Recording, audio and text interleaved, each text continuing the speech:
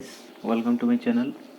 आज हम इस वीडियो में बात करेंगे गेट में आया हुआ प्रीवियस साल का कुछ क्वेश्चंस जो कि हमारा कॉन्सोलेशन चैप्टर से है। तो चलिए स्टार्ट करते हैं। पहले देखते हैं कि पहला क्वेश्चंस क्या है। Reclamation site which the soil strata shown in the figure, आपको फिगर में दिया गया है 3 metre thick layer of filled material is to be laid instantaneously on the top surface if the in the top surface if the coefficient of volume compressibility mb का value आपको दिया गया है 2.2 into 10 to the power -4 metre square पर kilometre. ठीक है ना। The consolidation settlement of the clay layer due to placing of fill material, यानी कि ये वाला जो है ये फिल मटेरियल है, तो फिल मटेरियल के वजह से कितना सेटलमेंट होगा इन द क्ले लेयर। ठीक है ना, ये आपको पूछा गया है। तो हम लोग जानते हैं कि एम बी मतलब वॉल्यूमेट्रिक कॉम्प्रेसिबिलिटी। इसका मतलब क्या है कि एम बी का मतलब हो गया del V by V into 1 divide by del sigma dash. तो इसको हम लोग लिख सकते हैं del H by H into 1 divide by del sigma dash. ऐसे भी लिख सकते हैं क्योंकि सॉइल इनफाइनेट है, सेमी इनफाइनेट है। ठीक है, सेमी इनफाइनेट की वजह से सेमी इनफाइनेट। ठीक है, सॉइल सेमी इनफाइनेट है। तो डेल एच का वैल्यू हम लोग लिख सकते हैं M V into H into del sigma dash, जहाँ पे जो डेल सिग्मा डैश है ये ओवरबर्डन प्रेशर है। ओवरबर्डन प्रेशर का मतलब जो प्रेशर हम लोग ऊपर दे रहे हैं उसके वजह से कितना प्रेशर आ रहा है। ठीक है ना। अभी देखिए एम भी हम लोग को बताया गया है कि 2.2 into 10 to the power -4, 2.2 into 10 to the power -4 into H का वैल्यू कितना है 10 मीटर, क्योंकि यहाँ पे सेटलमेंट होगा। ये बहुत इंपॉर्टेंट है। ठीक है ना, इस डेटा पे सेटलमेंट होगा तो 10 मीटर यहाँ पे आप लिख दीजिए 10 metre. And del sigma dash का वैल्यू क्या होगा, ये इफेक्टिव स्ट्रेस है। ठीक है ना, effective stress due to the overburden. तो ओवरबर्डन प्रेशर कितना आएगा 3 मीटर इंटू 21 बाल्की हो जाएगा, क्योंकि हमारा जो वाटर जो लेवल है यहाँ से स्टार्ट हो रहा है, तो पोर वाटर प्रेशर तो ऊपर नहीं रहेगा। तो डायरेक्ट हम इफेक्टिव स्ट्रेस को क्या लिख सकते हैं सिग्मा माइनस यू। तो सिग्मा का वैल्यू कितना होगा 21 इंटू 3, और पोर वाटर प्रेशर क्या होगा 0। तो इसका वैल्यू कितना आ जाएगा, उसका आ जाएगा 63 आ जाएगा। ठीक है ना, तो 63 यहाँ पे आप लिख दीजिए।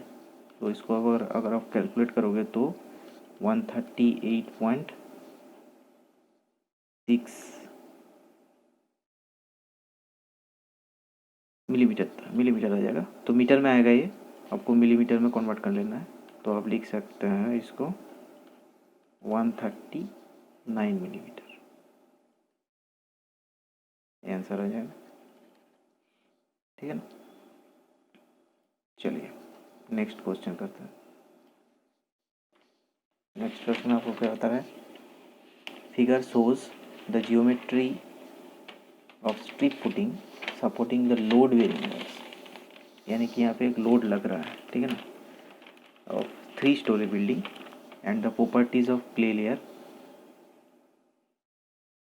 प्रॉपर्टीज ऑफ कहाँ पे प्रॉपर्टीज ऑफ क्ले लेयर आपको दिया गया है। ठीक है ना, वो आपको फिगर में ही दिया गया है प्रॉपर्टीज सब कुछ, जो सी है ई नॉट दिया गया है, ये सब सॉइल का प्रॉपर्टीज है। ठीक है, जो सी ई नॉट एंड गामा सैचुरेशन है सॉइल का प्रॉपर्टीज है। ठीक है ना। If the pressure acting on the footing is 40 kilo pascal, यानी कि यहाँ का जो प्रेशर है वो क्या है 40 किलो पास्कल है, 40 किलो पास्कल यानी कि किलोन्यूटन पर metre square. The consolidation settlement of the footing कितना होगा। ठीक है ना, ये पूछ रहा है। हमारे पास एक फार्मूला है del H equal to C C divide by 1 plus e not into H into log base 10 into sigma f dash divide by sigma not dash. तो सिग्मा एफ डैश मतलब फाइनल इफेक्टिव स्ट्रेस। तो इसको और भी लिख सकते हैं, e not into H into log western into not dash plus del sigma dash divide by sigma not dash. Sigma not dash मतलब इनिशियल इफेक्टिव स्ट्रेस, ठीक है ना, इनिशियल इफेक्टिव स्ट्रेस होगा। और डेल सिग्मा डैश का मतलब है जो जो फाउंडेशन है, ठीक है ना, फाउंडेशन के वजह से कितना स्ट्रेस आ रहा है, यानी कि 40, जो 40 किलो पास्कल हमको दिया गया है उसका वैल्यू हो जाएगा, ठीक है ना। अब यहाँ पे सब कुछ वैल्यू आपके पास है। सी का वैल्यू है 0.08, 1 प्लस ई नॉट यानी कि इनिशियल वॉइड रेशियो कितना है 0.40। टोटल जो स्ट्रेटा है सॉइल क्ले स्ट्रेटा, ठीक है ना, ऊपर नहीं होगा क्योंकि यहाँ से स्ट्रेस लग रहा है, तो इस वाले हमको थिकनेस ले लेना है 6 metre into log western into sigma not dash का वैल्यू कितना होगा। सिग्मा नॉट डैश का वैल्यू हमको फाइंड आउट करना है। सिग्मा नॉट डैश का वैल्यू कितना हो जाएगा 18 इंटू 1। और वाटर टेबल यहाँ से स्टार्ट होगा। वाटर टेबल का खास ध्यान रखेंगे क्योंकि यहाँ पे सब कुछ इफेक्टिव स्ट्रेस होगा, सिग्मा माइनस यू होगा, ठीक है ना। तो 18 इंटू 1 माइनस 0 हो जाएगा, ये फिर से प्लस प्लस 3, सॉरी हाँ, अभी देखिए जो क्ले लेयर है 6 मीटर है ना, तो क्ले लेयर का मिडिल तक हम लोगों को इफेक्टिव स्ट्रेस फाइंड आउट करना है। सिग्मा नॉट डस्ट जो होगा वो क्ले लेयर का मिडिल तक होगा, तो 3 मीटर इंटू इसका सैचुरेटेड यूनिट वेट दिया गया है, ठीक है ना। तो जब हम इफेक्टिव स्ट्रेस फाइंड आउट करने के लिए जाएंगे तो सैचुरेटेड यूनिट वेट हम लोग क्या है कि हम लोगों को सबमर्ज यूनिट वेट लिखना पड़ेगा। सबमर्ज कैसे निकलते हैं वो एक डेरिवेशन है, अगर आप सीपेज चैप्टर पढ़ोगे तो आपको समझ में आएगा कि एक कैसे निकलते हैं, ठीक है ना। इफेक्टिव स्ट्रेस वाला चैप्टर पढ़िएगा तो गामा सैचुरेशन जब इफेक्टिव स्ट्रेस में जाता है तो गामा डैश यानी कि हमारा सबमर्ज यूनिट वेट होता है, यानी कि 20 माइनस 10, तो यहाँ पे 10 आ जाएगा, ठीक है ना। तो इसका वैल्यू क्या आ जाएगा आपका, इसका वैल्यू आ जाएगा आपका इसका वैल्यू आ जाएगा आपका क्या 48 किलो पास्कल आ जाएगा ना, 48 किलो पास्कल। थोड़ा सा यहाँ पर रफ कर देते हैं,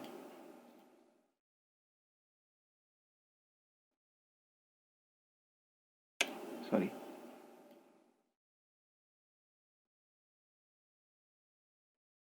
ये हो जाएगा 3 इंटू 10, ठीक है ना। अभी देखिए सिग्मा नॉट डैश वैल्यू हमको मिल गया है 48 प्लस 40 डिवाइड बाई फिर से 48। इसको अगर आप कैलकुलेट करोगे तो आपको मिल जाएगा 90 मिलीमीटर, ठीक है ना। यही आंसर आ जाएगा ये। चलिए नेक्स्ट क्वेश्चन करते हैं। इफ ये कॉन्टिन्यूएशन है, पहले वाले क्वेश्चंस का कॉन्टिन्यूएशन है, ठीक है। If the elastic modulus of the elastic modulus and Poisson's ratio of the clay respectively ऐसा ऐसा दिया हुआ है और इन्फ्लुएंस फैक्टर दिया गया है, ठीक है ना, ऑफ द स्ट्रिप फुटिंग 1.75। तो इलास्टिक सेटलमेंट का मतलब क्या है,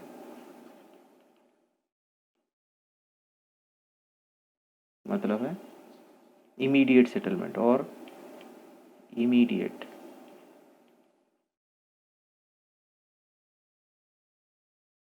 तो इमीडिएट सेटलमेंट का एक फॉर्मूला है हमारे पास। इमीडिएट सेटलमेंट आप मान लो कि डेल एज है, तो q I B into 1 minus mu square divide by E C. यहाँ पे ई सी क्या है, योंग्स मॉड्यूलस यानी कि इलास्टिक मॉड्यूलस ऑफ सॉयल, क्या वैल्यू दिया गया है 50 इंटू 10⁻³ किलो पास्कल। म्यू यानी कि पॉइजन्स रेशियो आपको दिया गया है 0.4। Influence factor I 1.75 unit less है, ठीक है ना। और ब्रेथ, देखिए ब्रेथ आपका डायग्राम में दिया गया है कि ब्रेथ कितना है। ब्रेथ आपको 1.2 मीटर दिया गया है, ठीक है, 1.2 मीटर। तो 1.2 मीटर यहाँ पे लिख दीजिए। सिर्फ वैल्यू पुट करना है यहाँ पे। टेल एज का वैल्यू कितना हो जाएगा, क्यू, क्यू कौन सा ले, एक क्वेश्चन है कि क्यू कौन सा ले। क्यू हमको लेना है ओवरबर्डन प्रेशर, यानी कि जो एक्स्ट्रा प्रेशर आ रहा है। एक्स्ट्रा प्रेशर क्या आ रहा है, 40 किलो पास्कल। ये वाला प्रेशर लेना है जो कि फाउंडेशन दे रहा है सॉइल को, ठीक है ना। उसके लिए इमीडिएट सेटलमेंट हो रहा है, ठीक है। तो 40 kilo pascal into influence factor 1.75 into breadth 1.2 into 1 minus 0.4 square divided by 50 into 10⁻³ अगर इसको आप कैलकुलेट करोगे तो आपको आंसर आ जाएगा 1.41 मिलीमीटर, ठीक है ना। इसका आंसर पहले मीटर में आएगा ये, तो मीटर में से आपको मिलीमीटर में कन्वर्ट कर लेना है आपको, क्योंकि मिलीमीटर में आपको आंसर आपको नहीं बोला है, लेकिन मिलीमीटर में आप सेटलमेंट को क्या मीटर में रखोगे, क्या 1.41 मिलीमीटर में रखोगे तो कॉन्विडेंट है। चलो आज का लास्ट क्वेश्चन देख लेते हैं।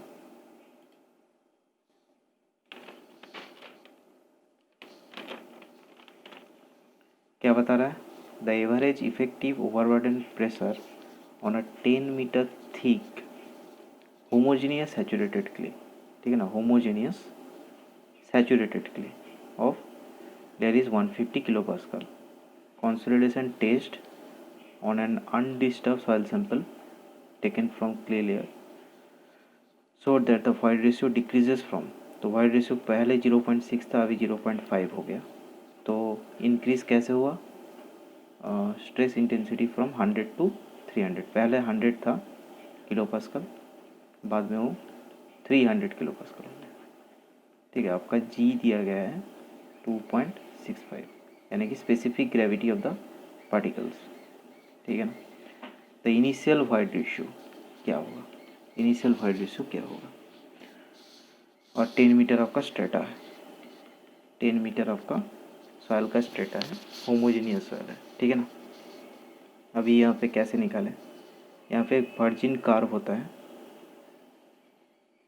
उसमें आपको एक करना है, देखिए ई है वाइड रेशियो, और यहाँ पे आपका log base 10 into sigma f dash होता है, सिग्मा डैश यानी कि इफेक्टिव स्ट्रेस होता है, ठीक है ना। इसका कार्व ठीक ऐसे होता है, लीनियर होता है, ठीक है ना। तो देखिए यहाँ पे इनिशियल वाइड रेशियो आपको क्या बताया गया है 0.6, तो तब आपका प्रेशर कितना था 100 किलो पास्कल, और फाइनली जब जाता है आपका प्रेशर कितना होता है 300 किलो पास्कल, ठीक है। तो तब आपका जो वाइड रेशियो था 0.5 था। अभी बता रहा है कि यहाँ पे कहीं पे भी हो सकता है, क्योंकि आपको 150 पे बताना है, 150 किलो पास्कल पे आपको ई बताना है कितना होगा, ठीक है ना। चलिए इसको सॉल्व करते हैं, इसको थोड़ा सा रफ कर देते हैं।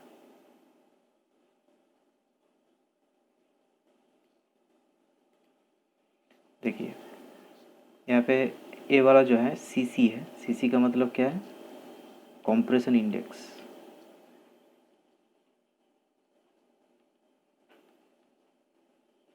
ठीक है ना। तो सीसी का वैल्यू कैसे पता करें, हाइट बाई बेस, ठीक है ना। तो 0.6 माइनस 0.5 बाई, ये लॉग स्केल है, तो लॉग बेस 10 इंटू 300/100 ऐसे लिख सकते हैं, ठीक है ना। तो सीसी का वैल्यू आ जाएगा आपका 0.209, ठीक है ना, ऐसे आ जाएगा। अभी ए वाला अगर सीसी हो जाएगा तो ए वाला भी सीसी होगा ना, क्योंकि लीनियर है। तो फिर से सीसी इक्वल टू हम लोग जानते हैं कि 0.6 minus E by log base 10 into 150 by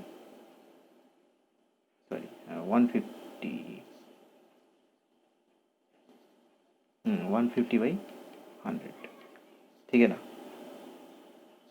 ठीक है, 150 बाई 100। तो यहाँ से आपको ई फाइंड आउट करना है कि ई का वैल्यू कितना आएगा। तो आ जाएगा, कैलकुलेट कर लेना, तो 0.563 आ जाएगा, ठीक है ना। ई का वैल्यू 0.563, ये आंसर आ जाएगा। Hope you like this video. If you like this video then share it with your friends and subscribe to my channel. Thank you for watching.